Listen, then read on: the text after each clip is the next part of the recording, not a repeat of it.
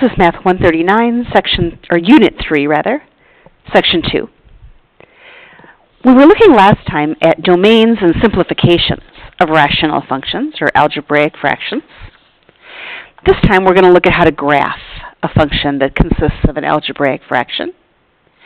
And we'll start by beginning with a really simple one.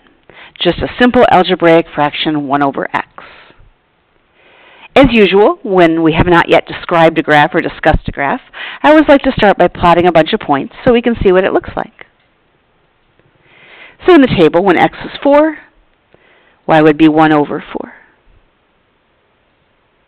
And so on. X is 3, y would be 1/3. And then 1/2. And then 1 over 1 is still 1. What about this one? What's 1 divided by? 1/2. Well, you'd use the invert and multiply rule. So really you'd get 1 times 2 over 1, which is just 2. And essentially the same thing with the 1/4. The only difference, of course, is that when you flip that one, you'll have 4 over 1.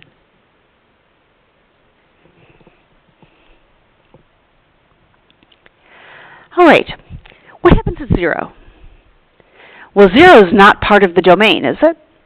X can't be 0 because I know I can't have 0 in the denominator. So I'm going to say this is undefined.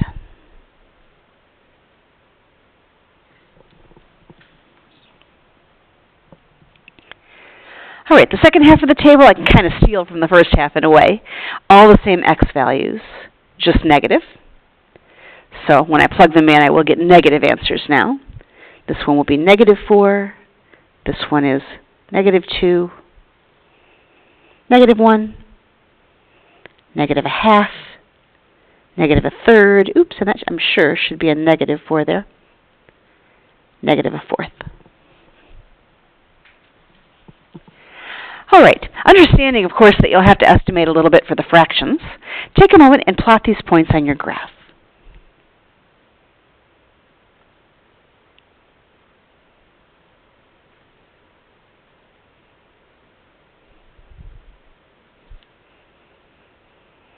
Oops, I'm sorry. I tried to help us out by giving us a grid that had spacings every half instead of every one, and I messed myself up. Let me go back for just a second. Let's see. 4 would be 1/4. 3 is 1/3. That's a little bit less than a half, so that one would be down here. There we go. 2 is 1/2. 1 is 1. When x is 1/2, y is 2. And when x is 1/4, y is 4. All right. I know that this graph or this function is undefined for x equals 0, so there's not going to be any points on the y-axis. When I begin to choose negative x values, the y's also became negative. So -1/4, -4, and so on.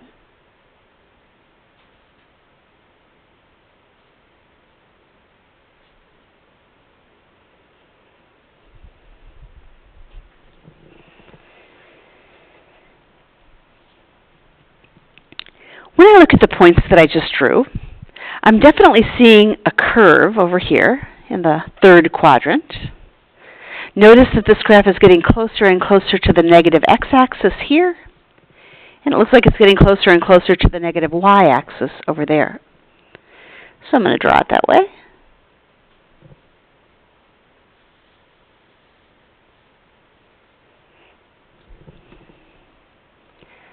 And then on the right-hand side, everything is in quadrant 1, but the same sort of thing is happening.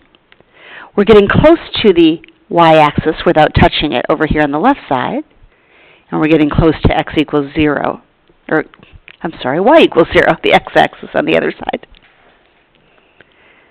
So let's show that with a sketch.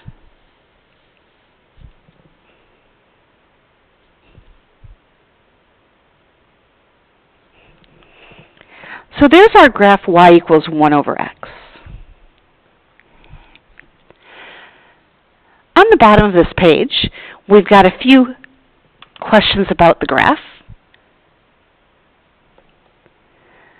As far as asymptotes, notice that the x-axis is an asymptote on both sides of this graph. That would be the horizontal one. So the x-axis, which has the equation y equals 0. And then the graph also approaches this vertical y-axis, gets really close to that. So the vertical asymptote is the y-axis, which has the equation x equals 0. As far as intercepts, there are none. Right? This graph does not cross either the x or the y-axis. It approaches them both, but never crosses.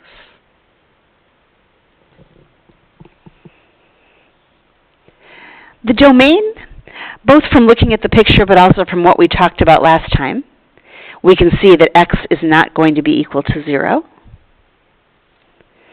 At x equals 0 on the graph, there is no y value, but I also know that I couldn't put that 0 in the denominator. So for a couple of reasons, I can see that x can't be equal to 0. And then for the range, notice that as far as y values, if I were to try and imagine stopping anywhere on this graph, I would hit a point for all y values except for y equals 0. Right? There is no point on this graph that corresponds to y equals 0.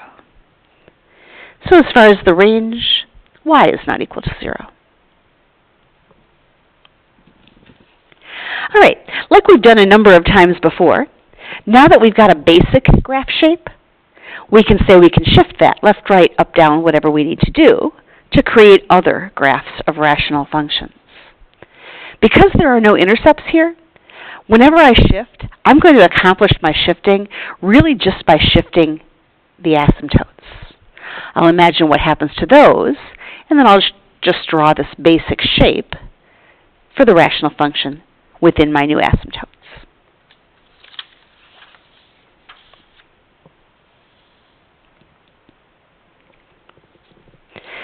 So in the first example, I'll begin by noticing that we would be going to the left 2,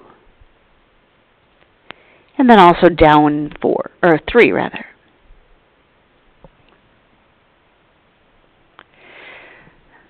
So if you imagine your original origin, moving it left 2 and down 3, what that does for me is say this is like the new origin, so I'd have a new horizontal asymptote through that point, and I'd also have a new vertical asymptote through that point.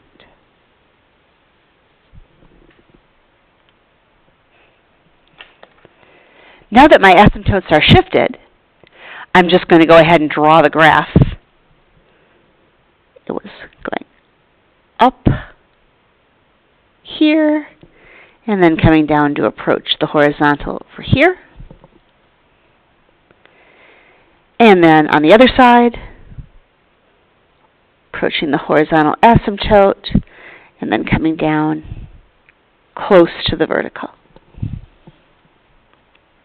I don't need specific values. Again, if we wanted to be very precise, we could always use the calculator. But what I'm looking for is a shape where you've got the asymptotes in the right place, and that your graph shows that you've got the curve getting close to those asymptotes. All right, a couple more questions about this one. The vertical asymptote is through x equals 2, negative 2, so that would be the equation of that. And then the horizontal asymptote goes through y equals negative 3.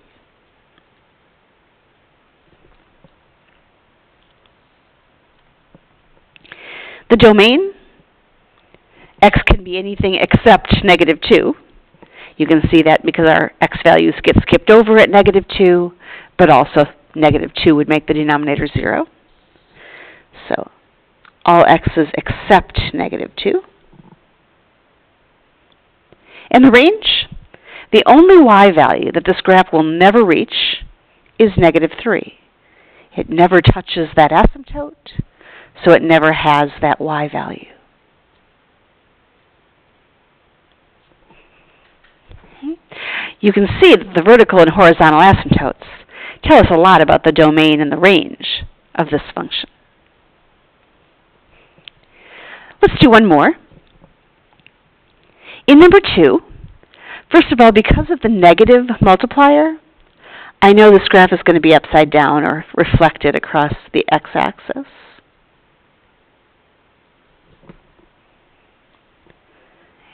I also, oops, I'm sorry, you can't see that. There we go. So that was that negative up here that flipped it upside down. This also tells me that I have a shift to the right 1.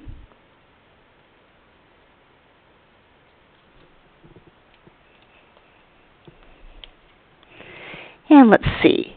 If I imagine my origin, just moving it to the right 1, it will be here now. And I'll draw horizontal and vertical asymptotes through that point.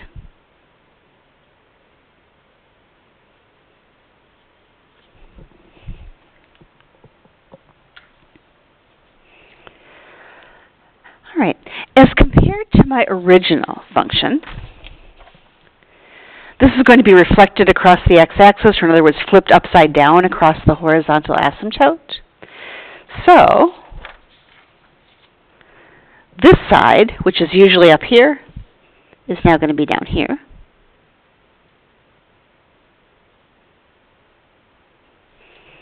And this side will be up here.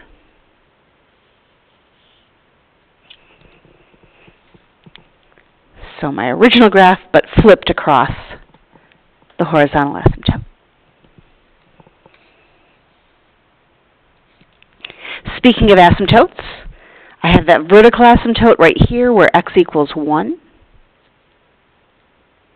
And a horizontal asymptote is the x-axis, which has equation y equals 0. Once again, that's also going to come into play with our domain and range. The vertical asymptote x equals 1 means that x will never be 1 anywhere on the graph. So for my domain, x is not equal to 1. And for the range, the y values never touch the x-axis. So the y values never are equal to 0. Once again, you've got a lot of the same information kind of being told in 2 different ways right here, but it's good to look at them side by side. All right, we'll pause there and come back for some more graphing rational functions.